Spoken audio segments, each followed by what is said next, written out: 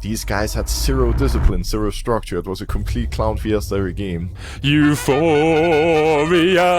forever till the end of time. There's no way we lose. This guy goes Riz gobbling on these nuts, bro. Like, hello everyone and welcome back to the jungle. We are going to be covering anything and everything related to LEC and LCS, especially now with MSI. We're on the international stage. Are we getting screwed? I'm not entirely sure. I'm Ginny. I'm joined with Medic, Broxa, and Cubby, and we're going to break it down for you. Starting off with, I want to say the team that has impressed me personally the most, and that is G2. I think there were a lot of questions in terms of G2 going onto that international stage. What can they do? Didn't feel like they had a lot of competition locally on that LEC. But my, oh my, Medic, did they come out swinging.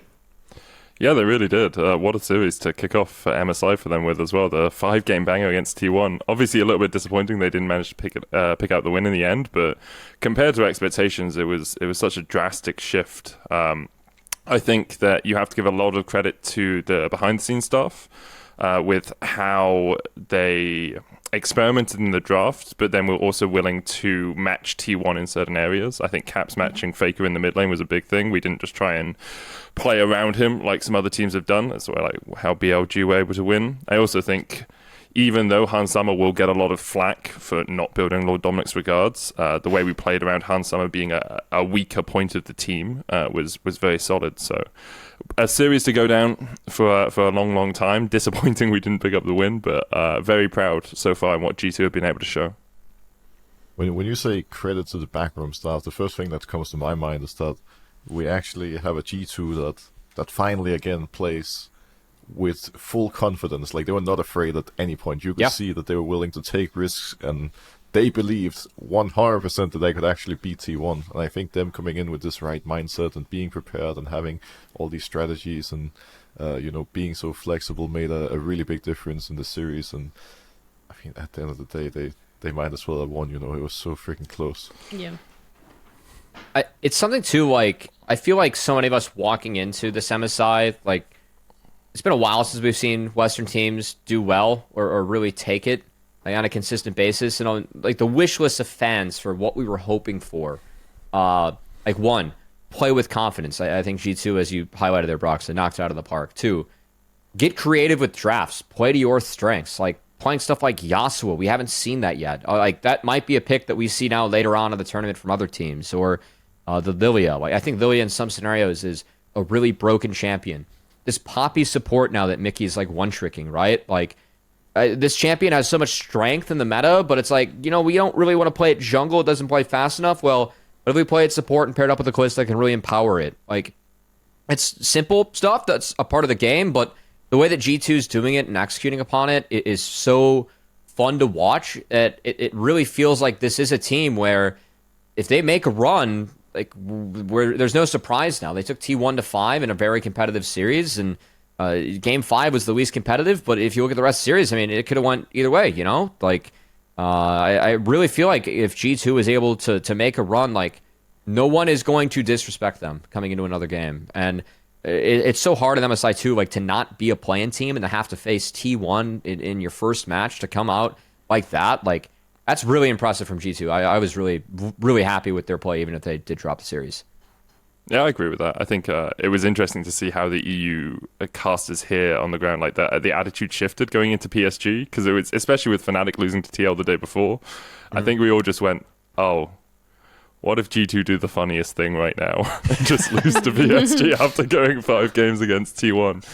But I going back to that backroom staff point, I think that's the shift that we've kind of seen with G2 across the year is every game is a world final to them. And obviously that is, it's going to take a lot of adrenaline out of you and it's going to wear you down over the long run. But instead of it being we have a content game, or we have a fun game, or we go in here like underestimating our opponents, every game is treated as we're going in seriously and we're going to win this game. And I even, like, in the mornings I see them all go for a jog as a team and then play, I can't remember what the name of the game is. You have a small trampoline, you hit a ball onto it, and then the other person has to hit the ball back. Spike ball? It's spike ball. Yeah, they all go and play spike ball in the mornings together, right? So that level of, like, just teamwork and coordination, I think it is really solid. I also want to praise them for their ability to work around their weaknesses. I think there's a difference between having trust in your players. I think Broken Blade is a very good example of someone that G2 now has a lot of trust in, with like the Yasuo picks and with how well he's playing on the Zac and all of the coaching he's had with Alfari for like laning phase. You can see that they now understand that they can trust him in the draft to be a carry, but also putting people on picks that are less experimental, but do what they need to do for the team. So I think Hans Sommer's Kalista is a really good example of this. I was talking to Vedi about it a little bit, and I was like, seems weird we keep putting Hans on Kalista when he's, not doing a huge amount of damage. He doesn't have as much impact. And it's like, actually, Hans does exactly what you need to do on Kalista. We get the early push. You can pull Mickey out of bad situations with the Fate's Call, and if you get the early push in bot lane, you then just have so much more freedom for your jungle and your mid to move around the map, and for Mickey to move around the map. You saw it like in every one of their games. Like Mickey level 2 is warding that blue buff. Yike is thinking, can I go in and steal enemy blue? Can I go in and like disrupt? So even if a player does look a little bit weaker on a team, and I'm not saying Hans Sommer is the best AD carry in Europe, I think Kazi holds that honor. That doesn't mean you can't use their strengths to help your team. Because if you keep looking for the 5 best players in the region to be on your team, you're going to end up with super teams, and they tend to fail, often because some players demand more resources, or because some players don't get along as well when they have to be on the back foot. And it feels like, to me at least, at the moment, Hans Sommer seems willing to step back a little bit from having to be the carry and just playing towards the team's strengths, which is a really good sign for the team. I think what you need to realize is also that, like, there's always going to be one player on every team that performs worse than the others, but it's usually only for periods. Like, if we look back at last year, when Hans joined G2, he was, like, by far the best AD carry in Europe. He came from a struggling Team Liquid, he came to EU, and he just started stomping everybody. And right now he's the one struggling, but maybe in a month from now it's going to be Broken Blade or somebody else. And what I really like about G2 is that they all seem so selfless. Like, they literally... And you're never going to hear them saying anything remotely negative about anyone within the team. They all have each other's backs. If somebody's struggling, everybody's there to pick up the slack and try to help them get back on track. And I think, like, even when I was in Fnatic playing G2, like, that's just something they've always had. Like, they always make it seem like they're just genuinely a group of friends who enjoy playing together and we're also supportive. Whereas in the Fnatic camp, both during my days, but also now, things are usually a little more volatile, and we're worried about the atmosphere and how the players are feeling. And I think, like, you're just gonna give massive props to everybody on G2 for no matter the roster, no matter the year, just being able to push this amazing environment and now continuing to grow and make it better and better. And I think when it comes to champions and flexibility, them having Dylan and Falco as a coach is absolutely massive. Like, during 2017 and 18, when he was our coach in Fnatic, he was always the champion mastermind, and he was really good at drafting and finding our identity and just getting picks that work together. But he would also have some random ideas here and there. Like, there was one week in 2018 summer where out of nowhere he was like, Broxer, I think Jack's jungle is secretly OP. I need you to spam it right now. So during like 1 week, I played 30 games of Jack's jungle in solo queue leading up to the weekend, and we didn't actually end up playing it. But then a couple of months later at Worlds, everybody was playing stuff like Nocturne and Sinzar, Camille, and Jax was really good against them. Nobody had ever played it, but funnily enough, I had played it 30 games of solo queue recently, and we ended up playing it in the goddamn World Final. So he's really and good. how did that go for you, Boxer? Oh. I stole the Baron. I stole the Baron with Jax. I'm just saying, there was a positive in that game. We take the small We didn't win. lose because of Jax. But no, but he's really good at, predicting these things in advance and adapting on the fly. And I think, yeah, what a massive pickup for them. Yeah, we're talking about G2 particularly coming into MSI, like before MSI even happened, and I remember very vividly Broxa, you going, well, it's gonna be down to their own competitive advantage, whether it's creativity, whether it's working more on things behind the scenes, whether it's finding their identity. And it feels like that's exactly what we're seeing from G2 this time around. All those things that we wanted to see from them, they were thinking, well, these are questions that will need to be answered, and the only way they'll be answered is when they go to MSI. It feels like they all actually came true, and they've genuinely just took the last month off and went back to the drawing board and figured out exactly how they want to approach this.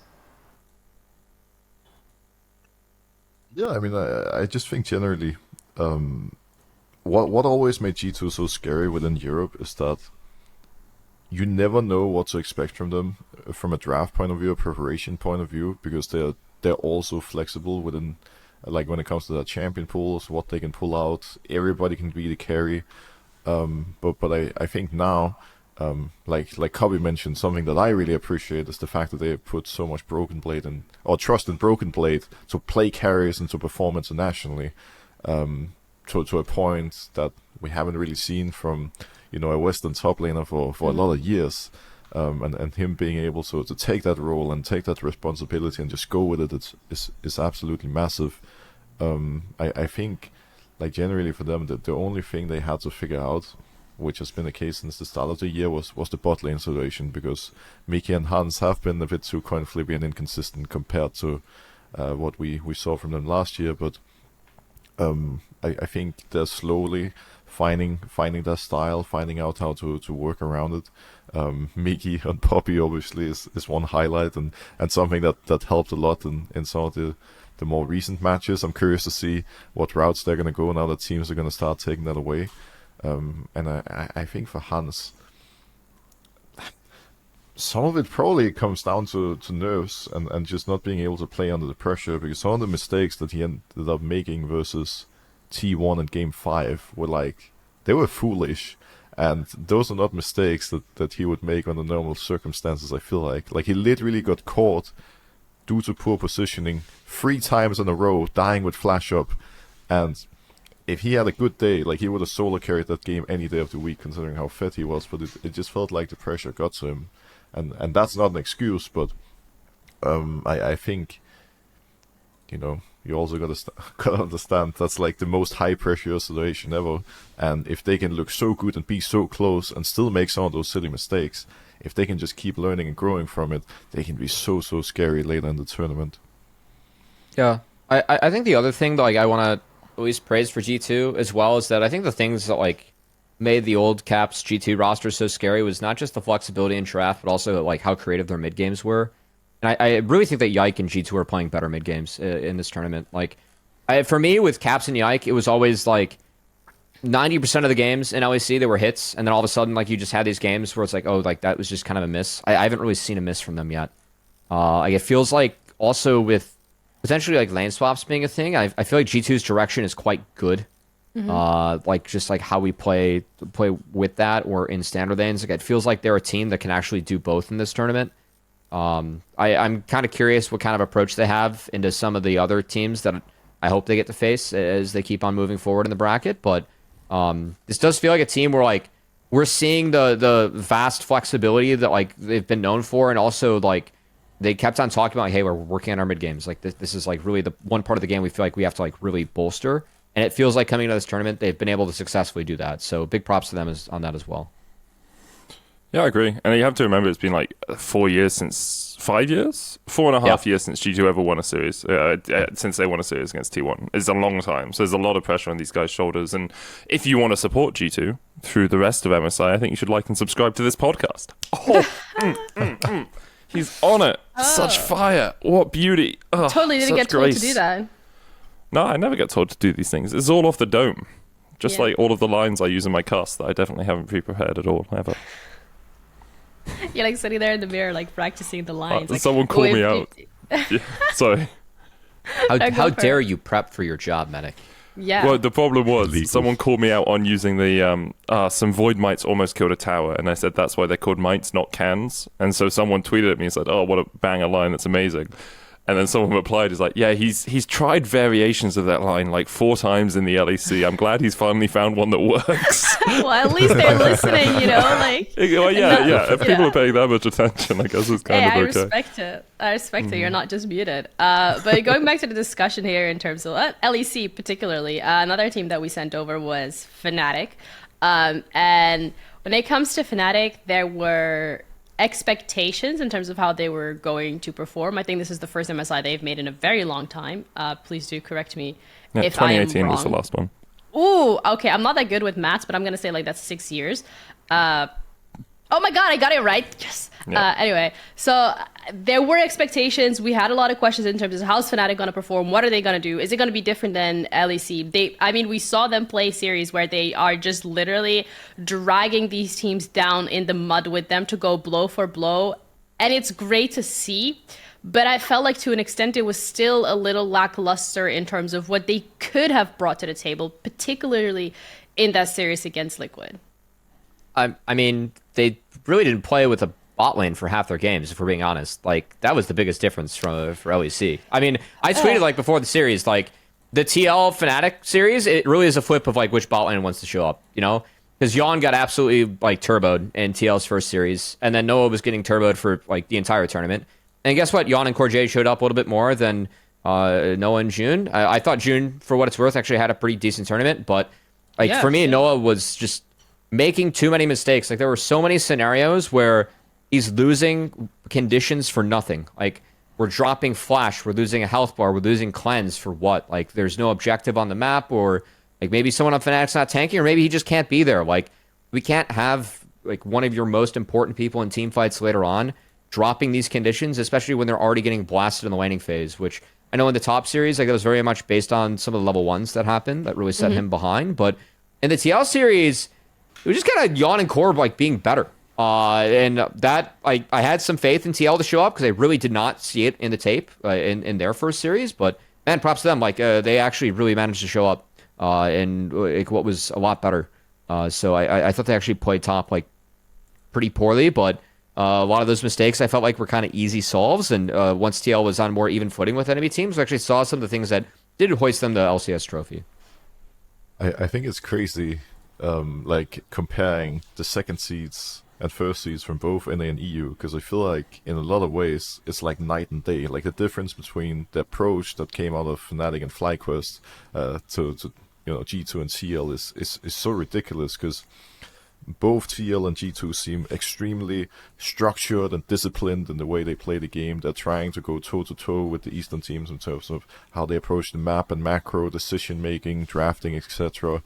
And I don't know, it just I'm just left with the feeling that FlyQuest and Fnatic were coming in a little bit complacent or took the opportunity for granted almost, because some of the mistakes that they're making are just extremely silly. Like, there's going to be some individual stuff like Noah having a difficult tournament or whatever, but you can hear them in the way they approach interviews and whatnot as well, or what is being said once they dropped out of the tournaments. Like, they just weren't ready. They just didn't set themselves up for success, and I think that's really a massive shame more than anything. For Fnatic in particular, I think their main issue, well, this year especially, but also last year, is that they're just so inconsistent. And usually within the LEC, when they're just about to be knocked out, it's like everybody gets a reality check and they step up and they actually start performing and functioning as a team. But the problem is that when you play an international tournament, by the time you get the reality check, it's too late and you're already out, because your opponents are actually significantly better now. And I think for them,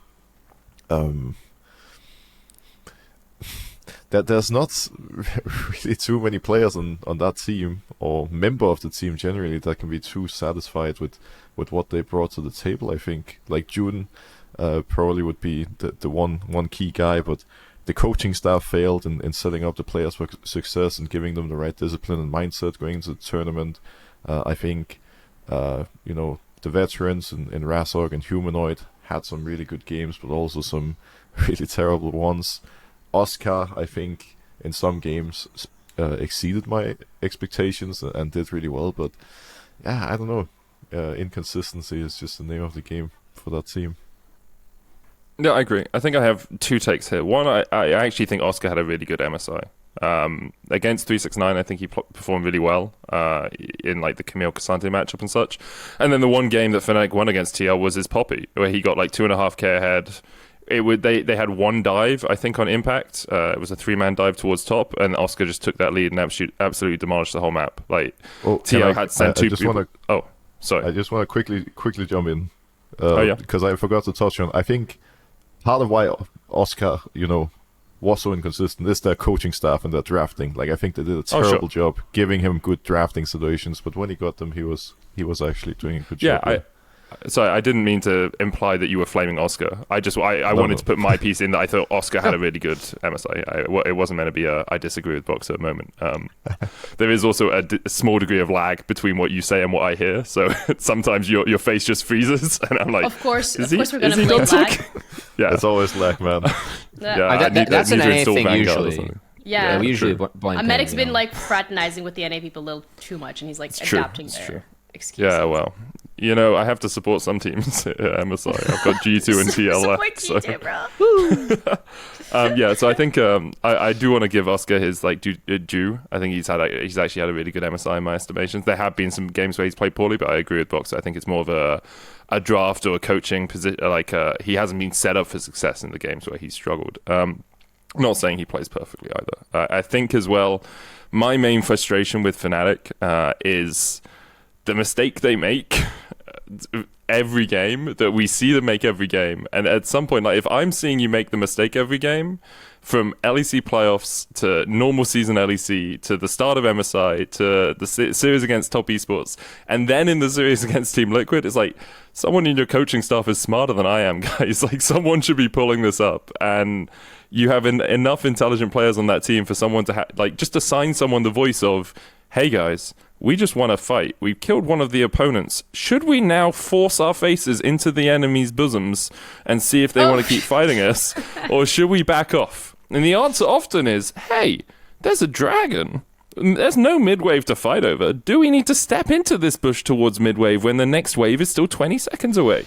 The answer is often no. Because Fnatic do so well, so often. The amount of times they caught out Canyon in the second game against Gen G. They could have won that game. And then they catch out Canyon, they overstep in mid, I think it was into a Cassante, and Keen just okay, cool, I'm just going to Q3 you back into my team and now you're dead. Sweet. It's why are we fighting mid? There's a dragon, just take the second, take the step. And that's why I'm most frustrated with Fnatic. I think there's I was looking a bit about fans' comments and the fan base, and I think their fan base can be a little bit rabid at times, and often it's just the few fans who are calling for heads and calling for blood, but that's the vocal minority that you see, right? I can understand their frustration with international success. I disagree with their frustration domestically, because I think G2 are a very good team. So if Fnatic can consistently make finals and take 2 games off G2, that should be considered a success, even if you are still aspiring to win the championship, right? I think if you are consistently fighting well against G2 in Europe, you are at the top of Europe, right? Obviously. But internationally, Fnatic have been disappointing for the last couple of years. And it's frustrating to see them continue along this trend, because everyone wants the great days of 2018, when Broxer on Jax stole a Baron in the World Finals. So you're saying Brox as the solution? I'm saying often Broxer is the solution, but Fnatic fans had a very high, and then G2 joined the league, and things have slowly tapered off ever since 2018, 2019, right? Which is a struggle for them. And you do wonder whether there's something behind the scenes there that causes this to happen, because G2 have so quickly risen up and been consistently good, whereas Fnatic are so fluctuant in how they perform on the LEC stage and internationally. Ooh. So you said that you think Fnatic fans should be satisfied getting second places. Okay. I think satisfied is a poor wording. Yeah, no, I think satisfied is a poor wording. What I'm saying is, if you are consistently getting second place to G2, but you're fighting well with them, it's not an acceptable result, but it's not a we need to burn the house down result and build over. There's no shame in that. For me. Yeah. This is the problem. Okay. It hasn't felt like a fight for years. Sure. Fnatic usually makes it to the final, but I can barely remember the last time that there was a Fnatic G2 final where I actually thought Fnatic had a chance of winning. There was one time in Winter Spring where going into a match versus G2, I remember I said, I think it was going into the best of one, and I said, I actually thought Fnatic could compete. And I was delusional, because they went on stage getting completely stumped never before. It was ridiculous. But I think there's a lot of things to touch on when it comes to that, but I think a lot of it comes down to Fnatic not being mindful enough about the decisions made over the years and not recognizing what actually made the team get so good. in 2018 as well as going into 19, because there's plenty of examples. Like I think it's not entirely Fnatic's fault that Caps went to G2. There's many things to uncover with all that, but losing Caps obviously was a big one. Like at the time, Perks was probably considered one of the greatest, if not the greatest, like Western mid laner.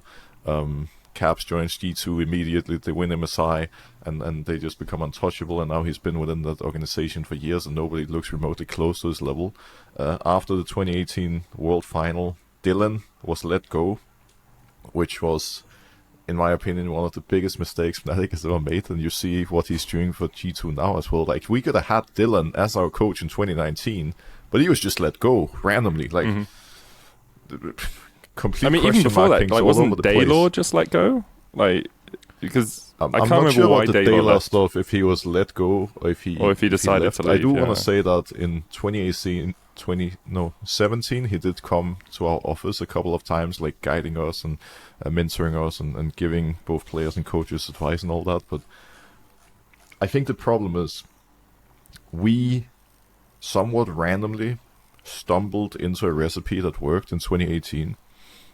And I feel like Fnatic haven't been able to identify yet what worked so well that within that team, like why all players gelled, why the coaching staff gelled, and how we kind of leveled up each other to reach such a high level. It just kind of randomly happened, and then they've been trying to recreate it, but they clearly haven't found the pattern yet. Whereas G2, they've just consistently been working towards something like fine-tuning their strategy and making these minor changes and adjustments along the way. And I think that's really the issue, that they just have such a clear vision and idea of what they want their League of Legends team to look like, and Fnatic is just fumbling in the dark.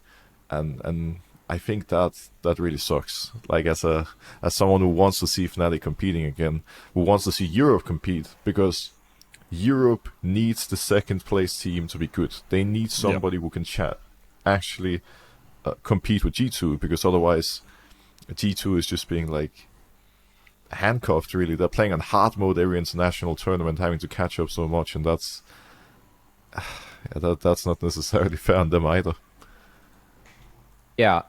From the outside perspective, I will say that, some of this conversation is leading into another topic we want to hit on, which is the comments made by Fnatic CEO on the Twitter sphere about their performance. And I'm kind of aligned with you, because I found this off-putting, because I was like, I feel like the expectation for Fnatic, if there was any, was to like... Wait, Cubby, before you go into it, do you want to like have Ginny read the comment or something? Just because we're not going to have it on screen, right?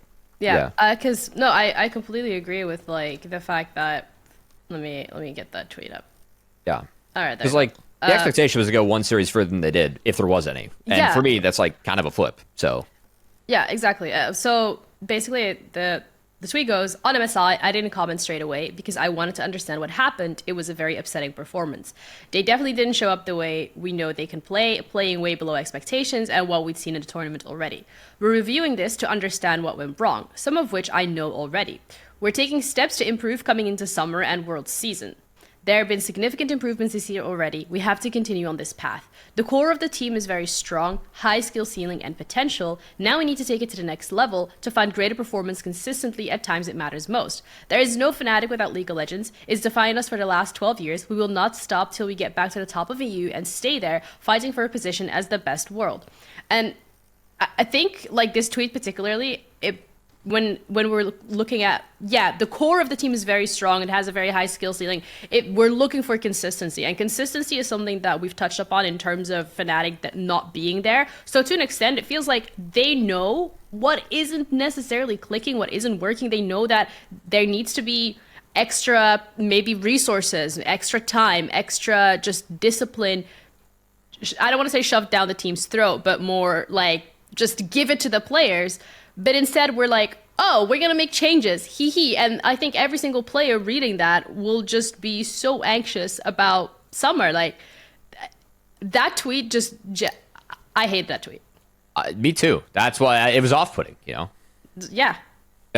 And then I know this is not like a Valorant podcast, but again, we're on the topic of Fnatic. So Fnatic yesterday were for VCT EMEA in the finals against Heretics. Heretics was up to a 0, was a BO5. They do a reverse sweep, they win, and then Sam tweets out, "Oh, I love you," and then he tags all the players. Like the stark contrast between when your team does well, you go, "Oh, we love you, yay!" And then when your team is, I don't want to say they didn't do well. Like, if anything, they got to MSI and they've shown us to an extent what they're capable of. And it goes like, "Oh, we need to make changes." Well, I think it's interesting how different perspectives one can have on the tweets, because I don't mind the tweet at all. Like, I was actually surprised Really? seeing it got a lot of backlash. Like, I have zero problems with this tweet in any way. Reason being, Brox is an op. literally no matter, literally no matter what Sam Matthew tweets after what happened, people are gonna hunt him down like there's no tomorrow, and there's nothing he could possibly say that would make the situation any better. It's like a lose-lose situation for him. If he says nothing at all, everybody's gonna hate him. If he says anything at all, it will never be good enough to outweigh them being knocked out in this way by Team Liquid. And I think it should be obvious. They need to consider changes. But the problem is, where the hell do you make the changes? Because the team has had similar issues for like 3 years straight. Like, you cannot at this point blame any of the players. Like, it's 100% surely not a player problem, because they've been replacing literally anybody at this point. Like, even before, Razorg and Humanoid were on the team, like, these guys had zero discipline, zero structure. It was a complete clown fiesta every game. So you need to figure out how you move in the G2 direction, and that doesn't even fall on the players or coaches themselves. It's like the upper management creating a clear identity and goal they want to work towards, because they don't have that. That's what I meant when I said they're just kind of fumbling in the dark. I think an example could be Team Liquid. Like, Team Liquid for a couple of years did what Fnatic did, just trying to pick some good players here and there and praying that something would stick, and that eventually the puzzle pieces would randomly work together. But now they decide, okay, we're going to invest heavily into our academy program. We're going to trust and spawn the academy coach, bring up these players, and see if we can just create this unit and this team rather than tunneling on good individual players. And it worked. And I think stuff like that, having something really clear you're working towards, makes such a big difference. I mean, I agree with that. I think there's a couple of thoughts on changes there, right? It's a systems question to a degree. It's like, well, what is our underlying goal? What is our system in place that we are working towards, or our goal that we're working towards? And I know systems is kind of a dirty word when you get to League of Legends because of the whole C9 debacle, but I think like having an obvious structure of this is our end goal and this is how we work towards that goal is vital for any team. And I know G2 have it, and I know other organizations in EU have it, even if it's not working as well for them. But when you are just, as you say, like stumbling in the dark, just trying to find pieces to fit, it's like trying to build a jigsaw in the dark. It's like, well, this piece fits here, but is it actually the right piece? Does it actually look right? Is it actually working towards our collective goal? Going back to, and I mean, it's the same in anything, right? Like when I've worked on projects, if someone's like, oh, we're just going to make this project and hope it's good, it's like, well, what is good? What's your key performance indicator? What's your actual goal? What do you want out of this podcast? When you have, like, for example, us four on this, right? It's like, well, who's the serious one? Who's the one with this knowledge? Who's the one that goes on for outlandish takes? How do we bring the audience in? One? What's the engagement? Brox is obviously the serious one. I'm the one with the deliberately outlandish takes. Cobby's the smart one, and you're... I'm just existing. I'm just existing. Shut the fuck up. You're the glue that holds us all together, Jenny. You're the glue. Sure. No, glue is vital. That's what you say to the person who's like replaceable. No, because if you can put IKEA. Actually, IKEA doesn't use glue. No, they don't use glue. They use screws. Can you be a screw? Are you okay being a screw? I'm okay. I'm traumatized after we had to build like a little IKEA shelf together for the LEC. Which screws are we in the bag? If you try and build a box and you don't have glue holding it together, it's just going to fall apart. That's all I'm trying to say. But yeah, going back to the tweet, I think the frustration with this tweet, and I was a Fnatic fan before I joined the LEC. Now I try and remain as unbiased as possible, right? But I was a hardcore Fnatic. Twitter I was live or die, full Fnatic, right? My frustration with this is it's empty. Like, what does this tweet actually mean in any meaningful terms? Like, if as Brox, as you say, it doesn't mean anything. Like, as in, you can tweet or you can not tweet, you're going to get the same response. Why not tweet when you actually have something tangible you can give to the audience? Because all Sam's saying is, oh, we see there should be some changes. We're going to try and make some changes. But I've seen this tweet from Fnatic 3-4 years in a row. And it's like, well, I don't really care if you're trying to make changes anymore. If you look at some of the replies as well, it's like, one of the top replies is, it's been 6 years, Sam. How many more? We will not stop until we are back. Do we have to endure? And like, I don't blame the fan for that attitude. Because if that's all you're putting out there, and then you're not actually showing any updates throughout the season, you're not saying this is the thing we've changed, this is the thing we're looking at, then all I can see are your results. And if your results are second place to G2, although I think like if you do become more and more competitive, that's a good goal to have. If all this fan sees is the result is second place again, who cares what systems you changed if you're not actually informing us about any of them? But I think you also need to realize that the roles of the CEOs have changed slightly over the years. Like, Sam Matthews is not... I mean, he's involved, right? But he has so many people working under him that are responsible for that League of Legends department in the same way that, Steve is also involved, but a lot of it falls onto the general manager, Toto. And I think, I mean, I'm also frustrated that after every single split, we're getting the same excuses. But I think at some point, like, what I'm missing is, sure, I want Sam Matthews to make changes that makes Fnatic good. And I want it to be obvious that they're actually trying to become better. I think, but I think what we're missing is something more from the management that actually works directly with Fnatic, from the coaching staff themselves, because I also don't want to see him going out and just blaming everybody that works under him. Like, he's in a very difficult position in that sense. Like, he can't just throw anybody under the bus. It's like, even if he decides to fire somebody, like, that's still not the right thing to do. So I think a lot of that should just be handled behind the scenes. And so then why put out the tweet? That's the thing, right? Because if he doesn't put out the tweet, the fans are going to hate him for not making a tweet. Right? Yeah, so who cares? He's getting hate either way. My point is, he can... Like, he probably shouldn't even be the one that has the tweet to begin with. Yeah, you do it from Fnatic LOL. You do it from their Twitter account. The coaching say, hey, staff, the manager, the upper manager. Like, there's so many people that can tweet something. Where are they at? Where are the people that are taking the blame off the players? I agree with you. I 100% agree with you. But the problem is, Sam Matthews has taken it on himself to tweet, right? If he's the co-CEO of this company, I believe. Let me just check his Twitter bio. I'm pretty sure it's co-CEO. Founder and CEO, sorry. Not co-CEO. He's the CEO of Fnatic, right? As a brand, he can choose to step out into the light and say, hey, we are working on these things. We're going to change stuff. That's his choice as the voice of Fnatic, right? Or he can say, okay, this is something we're doing under the Fnatic LOL banner. So we'll tweet from the Fnatic LOL account, and I'll ask a manager or a coach their ideas and whether they want to tweet out as well, right? As soon as Sam comes out and says, oh, we're going to make some changes, we're going to do some stuff, then he's inviting that response from the audience. This is moved more into a brand management thing, right? Like, if I have a really bad cast and I go out there and I say, hey guys, I had a really bad cast, I'm sorry, I have to deal with the fact that people want to shit on me. If someone wants to come in and say, you were fucking crap, that cast, you did a really bad job, I've invited that. Now, yes, they might just tweet at me anyway, but as soon as I go out into the public and say that, then I'm inviting them to have that response to me.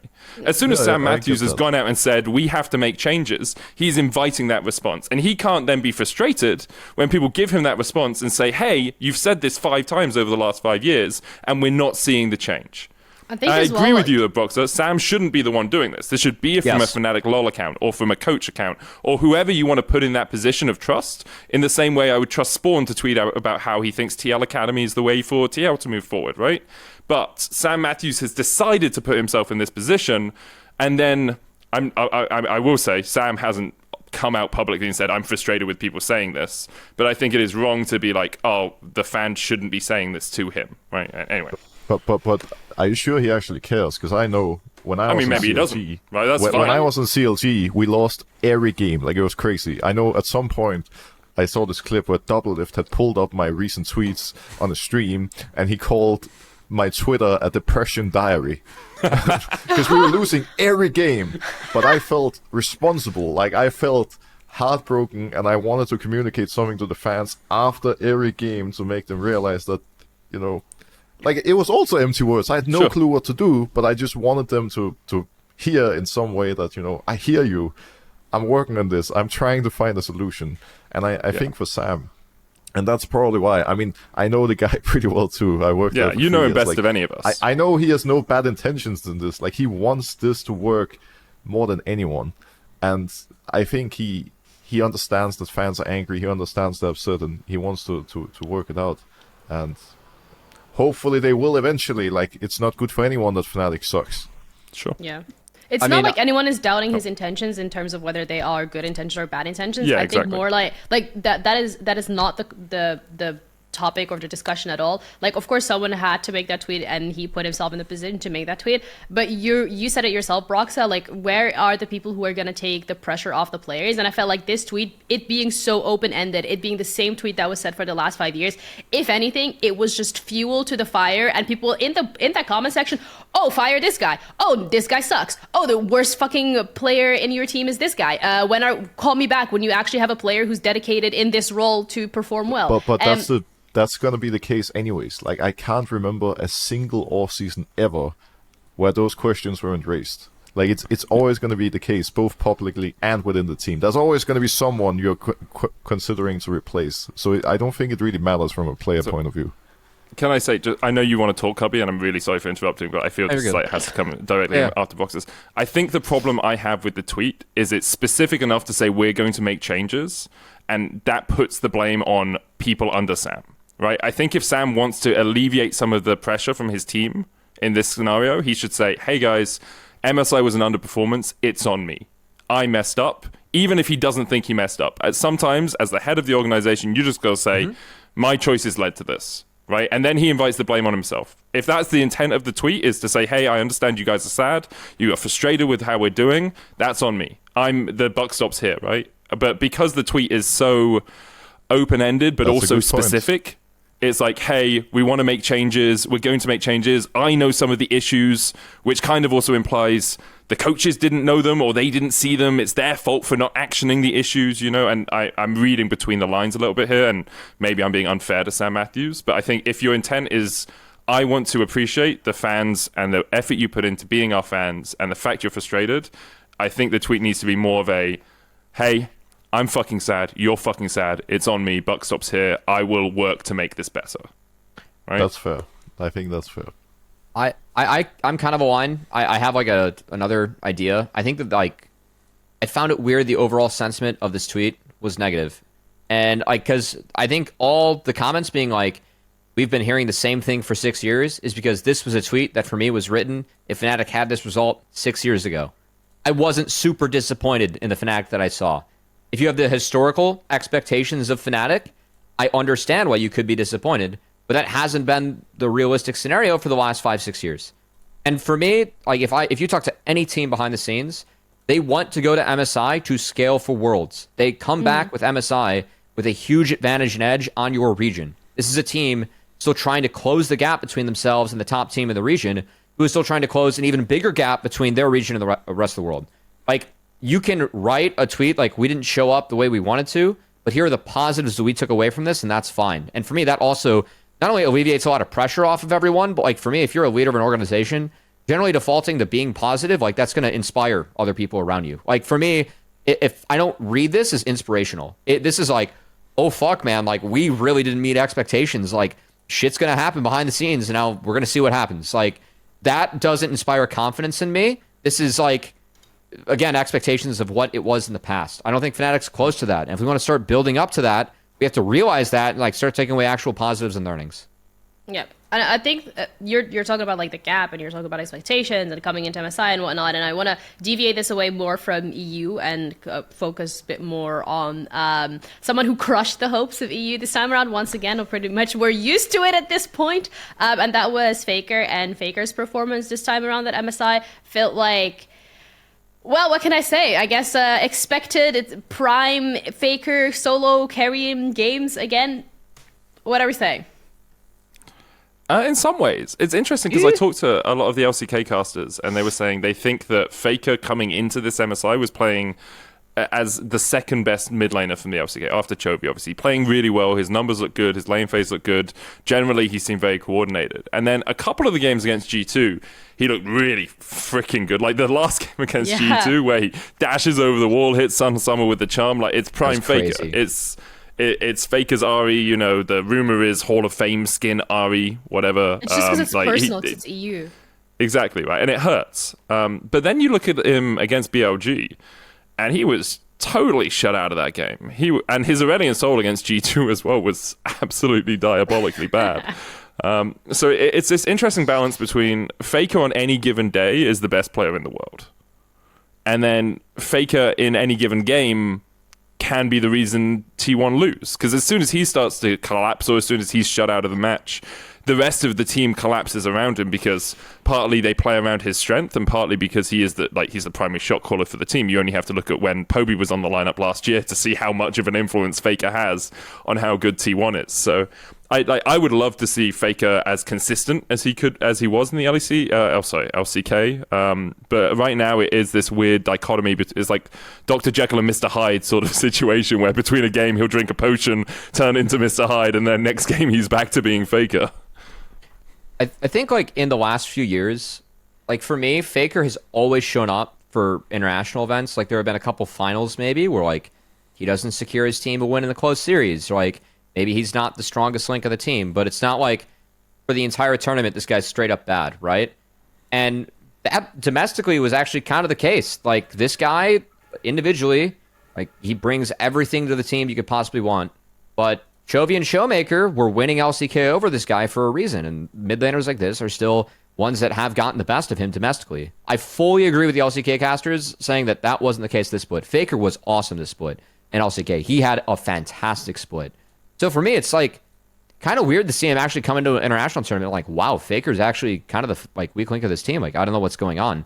It feels like the diagnosis that BLG had on taking away the Azir Orianna really hit T1 hard. And BLG played an outstanding series. But Faker losing out on some of those picks, and the Corki Talia matchup went south for each team. But after that, it felt like we're busting out Akali. We haven't seen a ton of Akali this tournament. I know Galio's an answer that exists. Like, that's our blind. It feels like a weird spot. I know it's a pick that Faker plays well, but that pick was very flat. Like, Knight owned the side lane against it, and that pick did nothing for T1 in that last game. I think the Faker, like, and we're watching him get soloed in lanes. Like, this is not the Faker I'm used to seeing on, like, the LCK, especially this past split. So, for me, I think Faker's actually had a pretty down tournament, and I really want to see if he can dig deep on the couple-day break and, like, show up the way he was showing up domestically, which, again, I thought this is his best domestic split in years, quite frankly.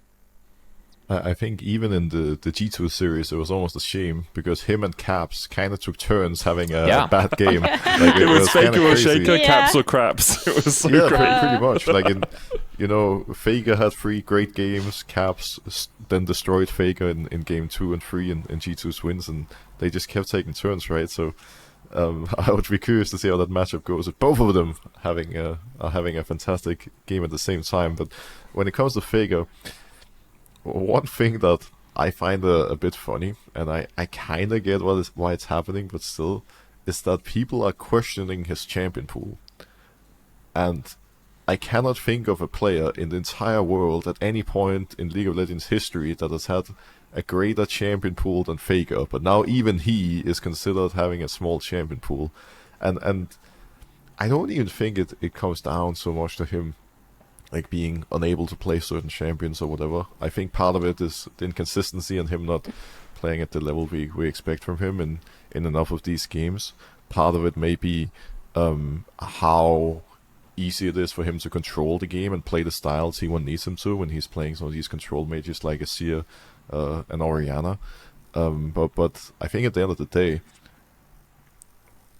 I would be surprised if he doesn't, actually come back stronger from this. Like, both he as a player, but T1 as a whole strikes me as a team that definitely is going to be able to come in with some great and creative stuff in the upcoming match. And I also think that's the beauty of now having a format where we do have the loser bracket, right? Because if T1 can level up from this loss versus BLT, we could have some crazy banger BO5s coming off of them. Yeah, agreed. I think the thing with the Faker champ pool at the moment is, as you say, Broxer, like it's an ocean most of the time, right? 82 different champions played across the course of his career. The issue is that if you're on red side as T1 and the enemy bans Azir, Orianna, and first picks Talia, where does Faker go? Right? If you go Corki, you get caught in the Unraveled Earth. If you go Aurelion Sol, you've played that once ever competitively. It was against G2, and you looked worse than any competitive mid laner I've ever seen on the champ. Like, obviously, there's confounding factors in that game, but his Aurelion Sol was awful. It was really bad. And then after that, where do you fall? Like, are you going Ari into Talia? Really? It can work, but you need to get ahead. Otherwise, you just get caught in the Unraveled Earth. Are you going Corki? No, we've already seen that matchup not go well. Are you going Akali? Again, can really struggle. Like, it's about... I think my doubts with Faker's champion pool is not that he can't play a lot of things. It's that currently there are 4 really good mid laners, and you can ban 2 of them away and take the other one. And then Faker doesn't play Aurelion Sol. So it just immediately collapses where he wants to go. I think if I'm T1 right now, I'm looking for all the answers I possibly can to Azir Orianna ban, Talia B1. And if I can find a Karma mid, if I can bring that back, maybe I play Galio. Maybe you just like super duper lane swap and somehow put your AD support in mid so Faker can just farm bot lane. Not that easy to do, not really a lane swap, but you find a strategy at which you can make it so that Faker doesn't have to deal with the Talia B1 with his Azir and Orianna banned away. I'm with you. I kind of think it's weird that we haven't seen Faker play more Hui. I feel like that's the spot where Hui is good. And it fits some of what T1's doing, especially like I think it fits a Senna Kench comp really well. Mm-hmm. So I'm kind of wondering why they aren't going for that champion more, because Faker was 3-0 on it. Faker's he was, wasn't he? Yeah. Maybe Hui is the answer. Player. He has a 100% win rate on it so far this year. I was also thinking Hui. I think it's not like he's a bad Corki player either. Tristana is something he could consider in certain scenarios. Mm-hmm. You know, like almost any champion that's been played mid over the last 10 years, this guy has mastered it at some point. He was known for his LeBlanc at some point. In certain situations, that might be an option. I think it's just more so... I don't know, it could be that T1 has invested too much of their practice into, this low number of champions, and now he's just not as comfortable and confident on the other picks. Who knows? Like, usually, as a pro player going into every series, you have like let's say around 5 picks that you're really focused on. Some you're going to play more than others because you expect to get them a lot of the time, and then if you go out of this pool, things can get a little bit spicier, right? And I think they, again, I'm just assuming, but I think they just may have tunneled a little bit too much on certain champions to the point where Faker now needs to relearn some of the others again. Yeah, and they have time obviously as well. They do have a little bit of time, and there's a lot of confounding factors, right? It's like, do you want to pick AD support, R1, R2 into top lane? Like, do you want to prio getting a good jungler? There's a lot of confounding factors that means that Faker might fall further down the draft list, so it's not all on him, but it is interesting to see how well he's been shut down by teams so far at MSI. Yeah, and again, time coming into this, and also maybe they don't want to... They're going to find answers, maybe they want to switch things around, but their series is going to be up against Team Liquid, so regardless, I don't want to be that guy, but I think it's going to be okay. You know what? I don't know. Are you sure? What are you saying? It's great TL got here, and T1's paying respect in interviews, which is also telling TL fans that this might be the end of the road, because T1's actually giving a lot of respect in interviews. So it was a pretty funny Reddit comment. It's like, I think it was like Owner's interview, and everyone's like, oh god, he called TL good, or Guma's interview. It's like, he called TL good. They're so doomed. T1 lost. They're calling the other team good. It's over. GG, go next. I mean, particularly when we're looking at Team Liquid coming into MSI, we already highlighted the fact that we want to see whether or not Appa's going to be like all chatting. He has been all chatting, specifically in that top esports series. I have a question though, particularly, I don't know if there's like an answer to this, but has there ever been a player in an international tournament who got Faker to all chat? Because if there hasn't been, the thing that there might have been some stuff over the years that just wasn't crazy enough for us to hear about it. like, let's say 2018, 19, like G2 were perma all chatting to the point where we muted all chat entirely because we didn't want to see that bullshit in the lobby and in the middle of games. Like we just blocked them so we couldn't even see their messages in the client.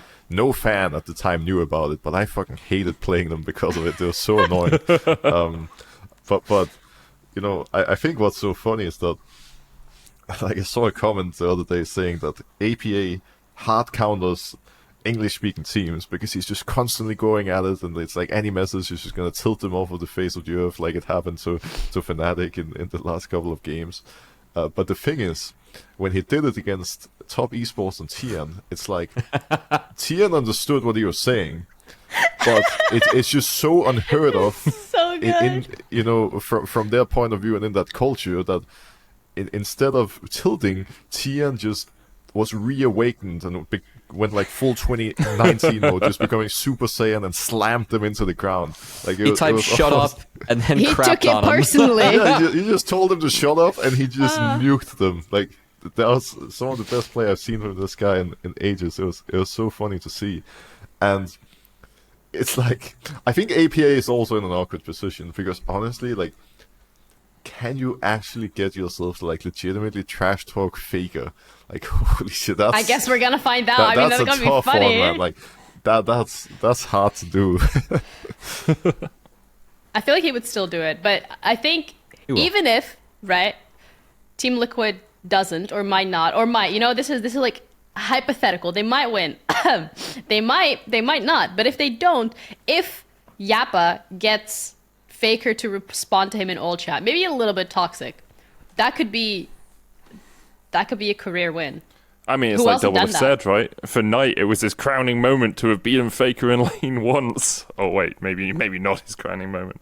I don't know if you guys saw that. Double on his co-stream how the rest of that series go? Oh, no. Yeah. Well, yeah. I mean, but I think it's funny though. We might not even know if he all chats because you have to have both the teams' agreement for us to put it up on any broadcast. So if T1 don't let's agree, get a petition started. Yeah, you send a truck to T1 and be like, hey. So Dodo's really working overtime. He's got to like wine and dine all the managers. Like, if you guys like and subscribe, we yeah. can afford the truck. Maybe. Yeah. I don't know. But we can give it a I have try. been really impressed by TL though. I think they play like Appa and Yon. I was very impressed with how they performed. I didn't think the gap between Yon and Noah was going to be as big as it was in the Fnatic TL series, but I talked to, how Dracos hates Lucian Nami, like it's the bane of his existence, and he doesn't think any Western team should pick it. He said that he thought Yon and Core JJ's Lucian Nami was the best Western Nami Lucian he had ever seen. So, a bit, words of praise. If Dracos is okay with you keep continuing playing it, then it's a good sign. And APA, I think, like his laning phase is still weak, but his map awareness and his teamfight awareness is really, really solid. Like if he gets some laning phase coaching in the off, yeah. But if he gets some laning phase coaching in the off season or like over the next few months, I'd really look forward to seeing TL at Worlds. It's weird to say I'm proud of an NA team. I think I have like a bit of a tie there because I'm really happy that Spawn's there. Technically they're EU. True, they're based in the Netherlands, right? Yeah, I think that when a team invests this much into their academy and it pays off, and when they are obviously doing it from a position of we want to grow these people rather than these guys are cheap, I think that it's very good they're being rewarded for that. Yeah, I mean, you shouted out Spawn. As you know, he's a very capable human, and like him coming up with these guys, I think was really big. And to be fair too, I don't think Core gets enough credit for being with these guys. Like, I got to coach with TL for one of their tryouts for their Challengers team with Spawn. They just brought me in as a body. And Core was, like, the highlight of my experience for that was actually listening to Core describe Lucian Nami versus Zeri Lulu, because that was the meta lane back then. And he rebooted the scrim like 4 or 5 times to see like which bot lane could pick it up faster, of how to do like level 1, enter, and play all that, which is really cool. And like Core is very invested in the talent that they not only pick but also bring up and kind of culturing that as well. And I mean for TL, like I think the mistakes that they made in their series against Top were just like, God, it felt like they couldn't play an even map, like they just had no firepower. And then there were so many instances where like they were just walking into areas of the map they had no control over. They'd lose their health bar, like then the fight was over. When I was like going back through those VODs. And you take that scenario away, you give them a lane or two where they're not only just on even footing, but they can be up. And then you get to see some of the pros of TL like that we knew growing up. Like Umti is very aggressive. Core plays off of himself and the team well in terms of finding engages, and I thought his Nami was really good that game for what it was worth too. But yeah, I mean, this is a team where I know that Spawn, like, and that team, they're very disciplined with how they play the game. I think the guys have been talking a lot about how nice it's been to have Impact too, because if you mess up a lane swap, Impact will not let you hear the end of it. Like, it's in a positive way, but he's like, screw you, you're ruining the game by like not playing it this way. This is easy. We have to get this right? And when you have a whole team like that is as talented and successful as some of those people have been, holding each other accountable at that level, you can do good things. And I think that's been the real success arc of TL this year, is that it feels like they have a building where that's the case, and being able to see that on the Rift and meet expectations of where they should be at here, like in this stage, or exceed them a wee bit, is nice to see for TL. And I hope that they go out respectably, because that's my assumption now, as they go out respectably. So yeah.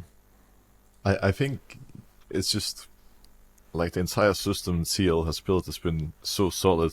Like I saw a short interview or comment from Umti yesterday, I think it was, where he was asked by some of the LCK commentators if he thought APA had a legitimate chance of beating Faker in lane. And he just immediately said, of course not. Like, there's no way he's going to beat Faker. But he also added, but it doesn't matter, because at the end of the day, you don't need to smash your opponents individually across the map. You just need to be the better team, the team that's actually a 5-man unit and that always makes cohesive and correct decisions, for the team as a whole. And I think that is so true. Like, sure, Faker is most likely going to be a slightly better individual, but I think a lot of these players, if set up for success and if in the right place at the right time, can definitely step it up and carry, like we saw in the series against Fnatic. Like, it was night and day compared to Top Esports, because in the first series they just got outclassed in every way, from drafting to decision making, macro and mechanics, and all of a sudden, like Team Liquid's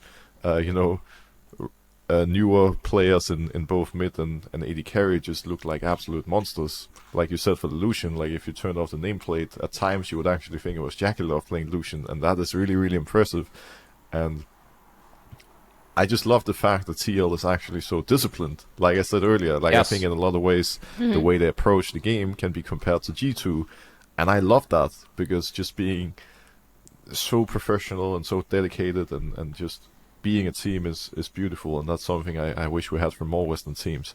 I also think it's worth noting, though, that it's not more than maybe 2 months ago that every single NA fan, including Team Liquid fans, were doubting TL till no end. Like, I even remember Dodo having to go on Twitter, like, saying that fans had to leave him alone because they were constantly asking for him to be fired, and they wanted sending him death threats. They hated him for bringing APA and Yon onto the team and thought he had destroyed everything. Like, not a good time to be a general manager, but, at the end of the day, like, the project they built, he was right. Like, he took a risk, and it paid off massively, and now they've really shut up the haters. Like, even if they get 3-0'd by T1, it doesn't really matter. Like, they all really proved so much, and I think they can be really proud of themselves and really build into something solid going into Worlds. Yeah, I do want to say props to TL, like, especially with that scenario. I think sticking with those guys, they always preach, like, we want the hardest workers. And APA and Yon are very hard workers, and I think it's paid off tenfold. So, like, the fact that's happened and having that vindication, I'm sure, in the building's got to be nice. And from the outside looking in, like, yeah, good for them, because they said, we know our secret sauce better than you on the outside, and they were right. So that's got to be sweet. Yeah, and they're also the only NA team left, just like G2 is the only EU team left here. But I want to touch upon as well, and when it comes to the more emotional side of being part of these international competitions, because it's all fine and dandy, and there's a lot of adrenaline and a lot of hype and excitement when you're joining, and you're like, oh, we're playing all these teams, and we're being part of this, and this is insane, and this is incredible. And then unfortunately, at the end of the day, teams are going to be sent home because only one team can win, and that's kind of when the sadness kicks in. And I want to talk about from a player perspective, especially like that interview that Bwipo had with Ashley Khan, where you could very clearly tell that being, going home, being sent home is just such a difficult thing to process, mainly emotionally, because I mean, the brink of tears, that's really the situation that they were in.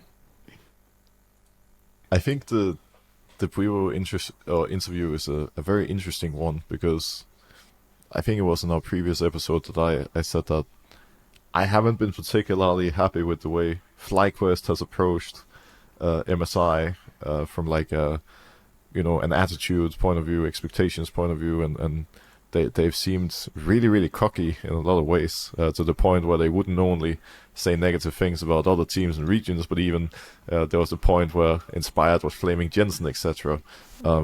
A lot of it has been too cocky and disrespectful for my taste, but obviously all that is part of the game with the trash talking and everything, like we see with APA, and it's good to see somebody going out there doing one of these loser interviews and showcasing how much this really means for the players, because at the end of the day, it's easy to sit here and blame and scapegoat these players and say that they don't care and that's why they're performing poorly. But Humanoid did a great loser interview after Fnatic went out, in my opinion.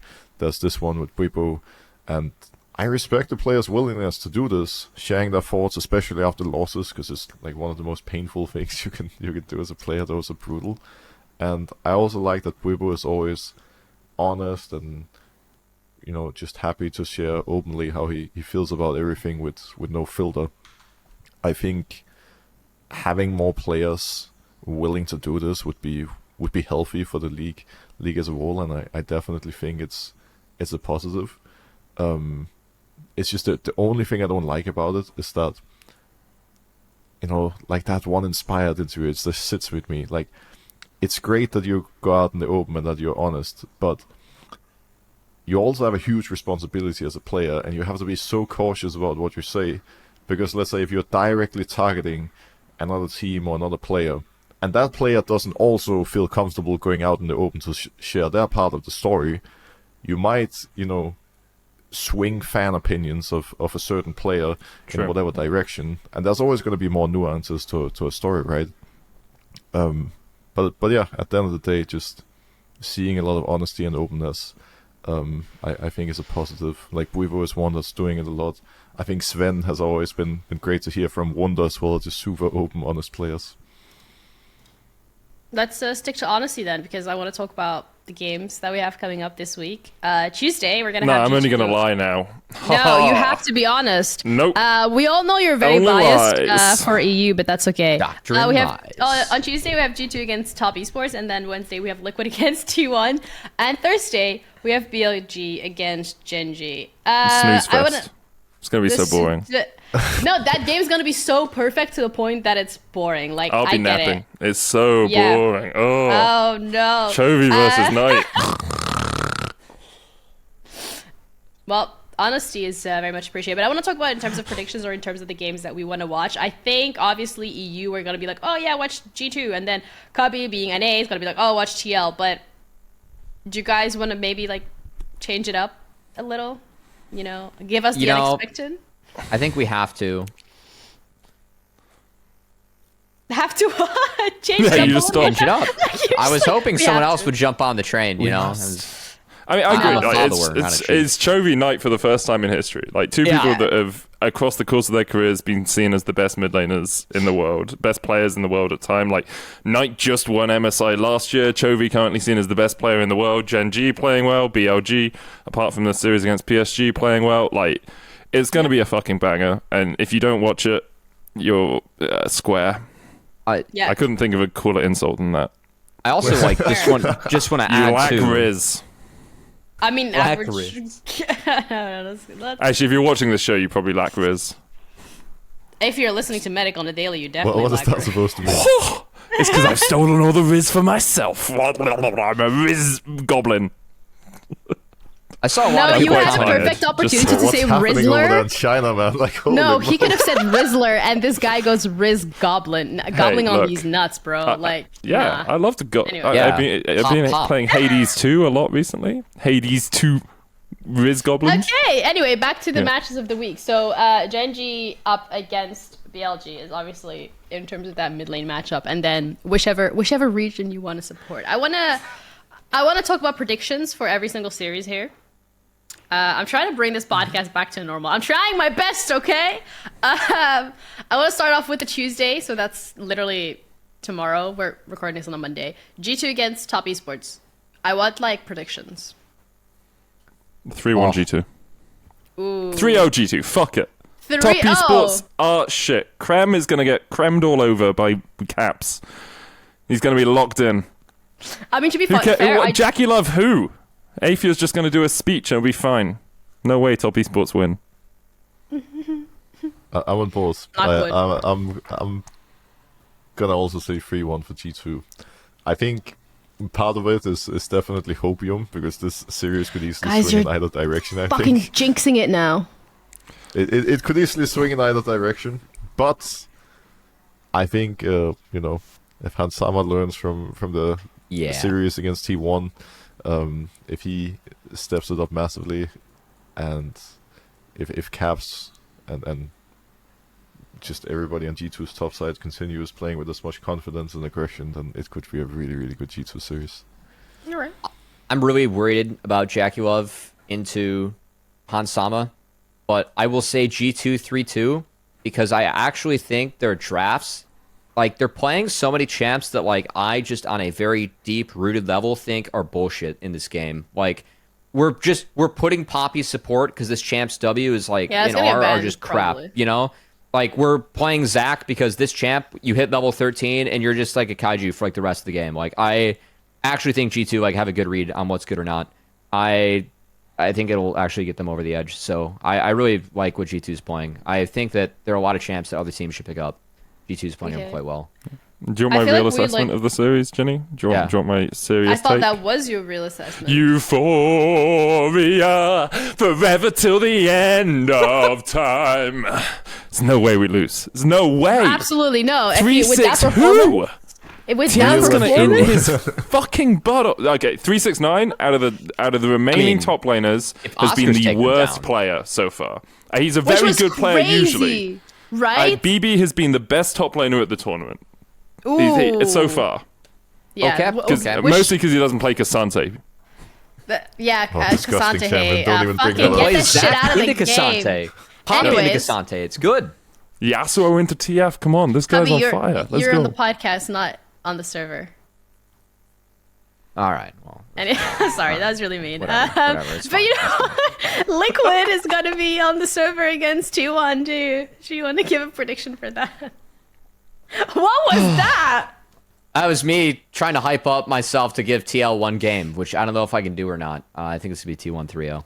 It's gonna be the mental warfare. Just think about Yaps in America.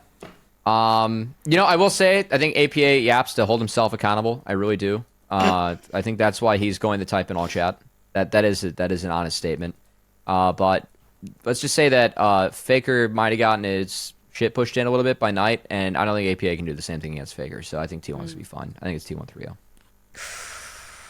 I think I wanna say TL has a chance of winning this series, but I also have a hard time, like 100% believing it. I think if T1 plays the way they did against G2 and showed the same inconsistencies,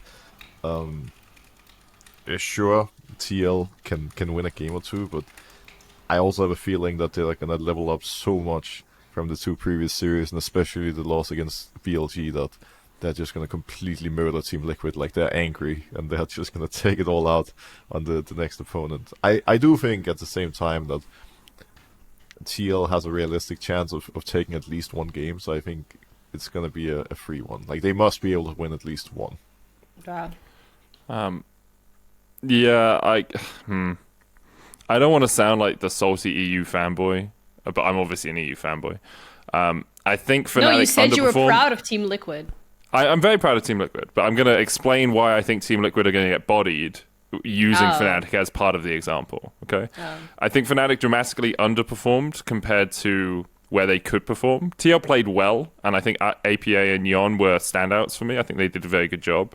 I think the problem is T1 will not give you anywhere near the same amount of opportunities that Fnatic gave TL. And one thing TL did very well was play slow against Fnatic, get to team fights, wait for Fnatic to overstep, win the fight, and then suffocate them out of the game. The two things that T1 do well is not give you too many opportunities where they're making an obvious mistake. And then even when they fall behind, they find ways to get a lot of gold still off the map. And, we talk about their 20-minute Barons. Probably one of the best Baron teams in the world now, even though they used to throw them a lot. Now they've got a lot of practice at, can we sneak this? Can we just pull the enemy out of position? If by pulling Impact out of his bot lane push, can we then get extra pressure to get more gold for ourselves, right? So I think I have to go 3-0 T1. I would love it. I would be over the moon if TL can go 3-2 or win the series. It would be absolutely incredible because, and this is the petty part of me. We've been on the wrong end of LCK fanboys for too long, lads. Over here in the West, just imagine we get to Worlds and Captain Yap America is there Faker who? All roads lead to Faker? All yaps lead to me, motherfuckers. It will be the best. I'd love it so much. Hey. I don't think it's going to happen. Maybe in a different also, universe. by beating his former team, the storylines are absurd. I'm crazy. casting that series as well, so I'm going to be unbiased. I will say. You can't say motherfucker, but you could maybe change that for something else. I'll work on it. I'm working it. Here's a crazy stat. APA's already won more international best of fives than Bjergsen, if you don't include IEM. Yeah, because Bjergsen never won one. Yep, that's but- pretty wild to think Wow. about. That's pretty wild Yeah. to Did think about. Bjergsen ever Okay. play versus an EU team in an international best of 5, or did he have good opponents? I'd have to go back Wait, and look. what? Did he have good opponents? APA won his international best of 5 versus Fnatic, and no flame to Fnatic, but they're not he lost to BLG, White. Gen G, or But Yeah. it's the first time ever Fnatic lost the best of 5 to an NA team. That's also Yeah, they have only Hey, ever there's a played first 2 time for best of 5 everything. against NA teams, though. APA is Fnatic have slowly played a lot becoming- of best of 3s Well, against NA teams before. All I'm saying is, back APA in is my earning young the shield. days, if you played EU, or if you were from EU playing NA, it was actually a free win. No, it was just true. free. It's just not anymore. So it's not I anymore. I still think it's it's an impressive feat. Yeah, but I don't want to take away from APA because it is an impressive feat. I'm just saying maybe if Bjergsen at his peak had played an EU team, then it's more of an even footing to make the comparison, right? I don't want to that's do a a good disservice to point. Bjergsen by That's a saying good point. he lost to Samsung Galaxy the year they won the World Championship, and that's the same as APA beating Fnatic the year they got knocked out of MSI by an NA team, right? This is when stats lie to you. This is why it's really important to do your own research and not follow the crowd. So, BLG Gen G. I think. Yeah, well, the that's- crowd is saying that this is a 3-2, so I'm gonna go with them.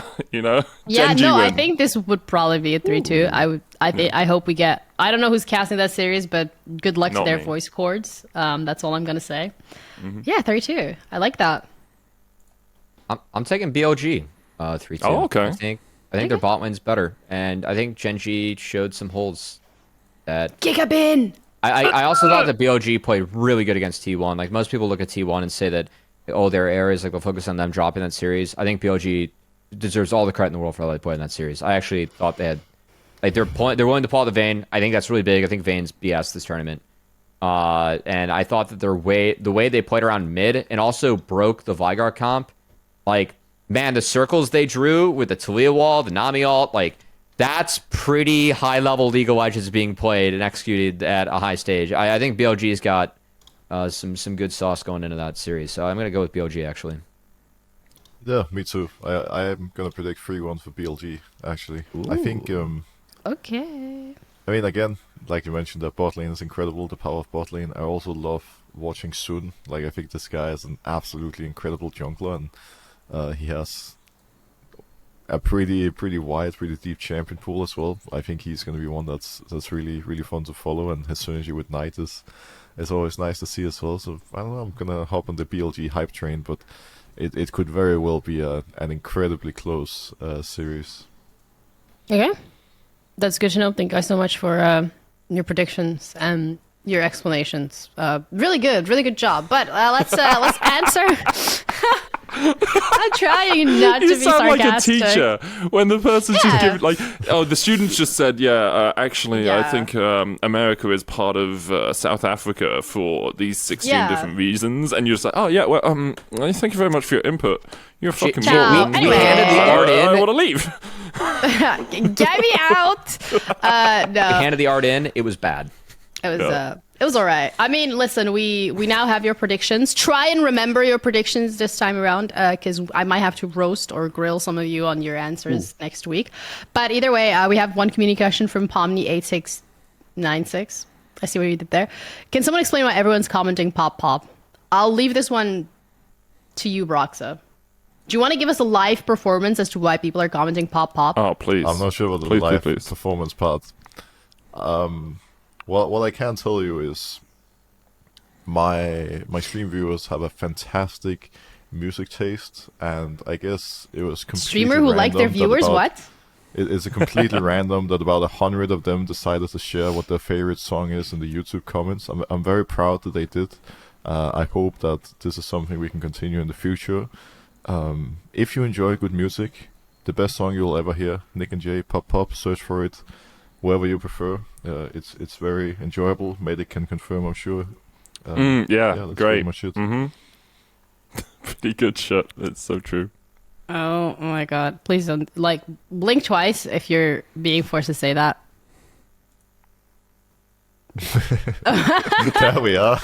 There we are. No one's blinking. All right. Well, thank you guys so much for joining me this time around for the jungle. And thanks to myself for being here too. I woke up, I did the podcast, Cubby stayed up late. Medic is just Medic. I hope you guys have an amazing rest of your week. We'll see you again next week. Make sure to tune into every single MSI game because they're going to be bangers. Take care of yourselves, and we'll see you next week. Bye.